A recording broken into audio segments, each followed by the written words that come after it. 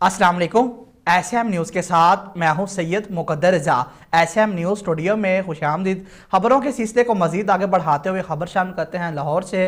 Court Abdul मालिक अल Mustafa welfare society trust के ज़ेरे तमाम समाजी रहनुमा मियाँ ताउर रहमान फरूकी की निगरानी में नूरानी हाउस में फ्री आई कैंप लगाया गया। इसी हवाले से मजीद बात करते हैं अपने नुमाइंदे मोहम्मद उस्मान से।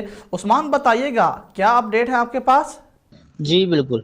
कोर्ट अब्दुल मालिक अल मुस्तफ़ा वेलफेयर सोसाइटी 63 के ज़ेर एहतमाम समाजी रहनुमा मियाँ अताउर रहमान फ़रूकी की ज़ेर निगरानी में नूरानी हाउस में फ्री आई कैंप लगाया गया। कैंप में 375 मरीजों का चेकअप, 180 एनकें और मेडिसिन के साथ साथ 10 मरीजों की आंखों का फ्री ऑपरेशन करवाया गया।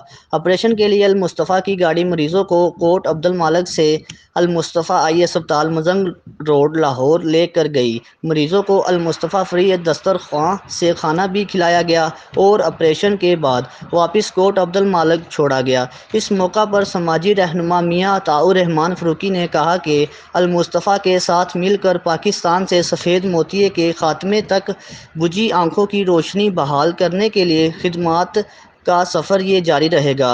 मियाँ इस्माइल सेठ रमज़ान चौधरी इकबाल ने कैंप का दौरा किया और खिदमात को सराहा। जी बहुत शुक्रिया उस्मान, हमें अपडेट करने के लिए। अब तक के लिए इतना ही। मजीद खबरों के लिए देखते रहिए एसएम न्यूज़।